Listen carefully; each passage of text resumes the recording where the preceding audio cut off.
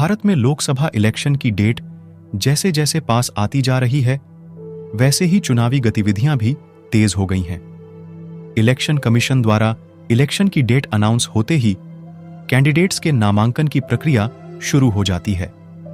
Candidates अपने अपने चुनावी क्षेत्र में अपनी उपलब्धियों और पिछले टर्म का हिसाब बताकर वोट मांगते हैं। इसी सब के बीच आम नागरिक के मन में ये बात जरूर आती है कि भारत में सरकार का चुनाव कैसे किया जाता है। देश में पहला चुनाव कब हुआ था? इलेक्शन प्रोसेस का क्या है संपूर्ण इतिहास? कैसे प्रधानमंत्री को चुना जाता है? आइए विस्तार से जानते हैं चुनाव के हर एक पहलू को। इतिहास से वर्तमान तक देश में हुए पहले इलेक्शन से 2024 के इलेक्शन तक देश की राजनीति कैसे समय के साथ करवट लेती रही। आजादी से पहले भी क्या कोई इलेक्शन हुआ था? क्या ब्रिटिश गवर्नमेंट के दौरान भारतीयों का सरकार बनाने में कोई रोल था? आइए जानते हैं।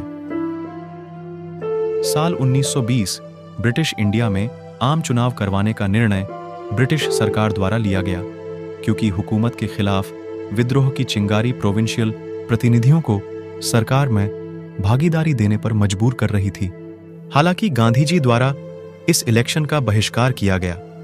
वो भारत को गुलामी से मुक्त करना चाहते थे, न कि ब्रिटिश हुकूमत के अधीन रहना।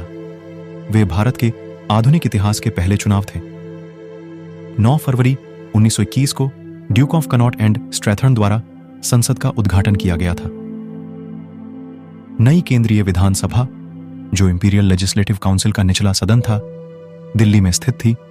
इसमें 104 निर्वाचित सीटें थीं और 38 सीटें चैम्बर ऑफ कॉमर्स के माध्यम से चुने गए यूरोपीय लोगों के लिए आरक्षित थीं।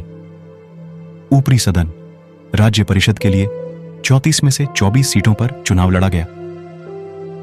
इस प्रकार हम कह सकते हैं कि 1920 में ब्रिटिश भारत में आम चुनाव हुए थे। अगस्त 1942 को देश भर में आजादी की मांग को लेकर एक ऐसा आंदोलन छेड़ा गया जिसने ब्रिटिश राज की नींव भारत में पूरी तरह हिला दी। इस आंदोलन का नाम था अंग्रेजों भारत छोड़ो। अंग्रेज इससे घबरा गए। 8 अगस्त 1942 के दिन महात्मा गांधी ने क्विट इंडिया मूवमेंट की शुरुआत की। दूसरी तरफ वर्ल्ड वॉर ने ब्रिटेन की कमर तोड़कर रख दी। निरंतर गतिरोध और आंदोलन के चलते ब्रिटिश सरकार ने भारत से जाने का निर्णय कर लिया। अंततः साल 1947 भारत को ब्रिटिश हुकूमत से स्वतंत्रता मिल गई। 15 अगस्त 1947 को भारत की इंडिपेंडेंस का घोषणा पत्र साइन किया गया। पहली चुनी हुई सरकार बनने से पहले जवाहरलाल नेहरू के नेतृत्व में संविधान सभा बतौर संसद कार्य करती रही। देश के नेताओं ने चुनावों की प्रक्रिया जुलाई 1948 से ही शुरू कर दी थी।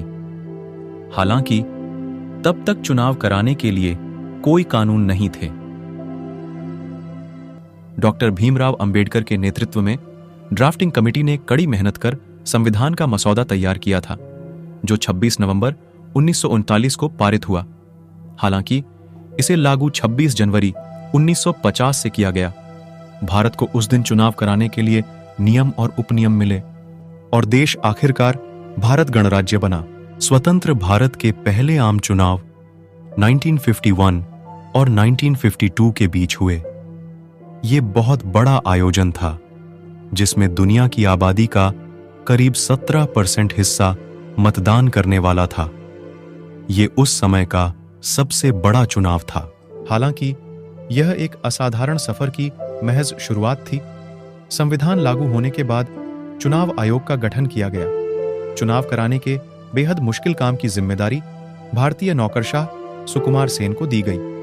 वे भारत के पहले मुख्य चुनाव आयुक्त बने। मुक्त, निष्पक्ष और पारदर्शी तरीके से इतने बड़े पैमाने पर चुनाव कराना कोई आसान काम नहीं था। इसमें एक बड़ी चुनौती थी भारत की आबादी, जो उस समय 36 करोड़ थी। संविधान के लागू होने पर भारत ने वोट डालने के लिए उसी उम्र को योग्य माना जो तब दुनिया भर में अपनाई जा चुकी थी।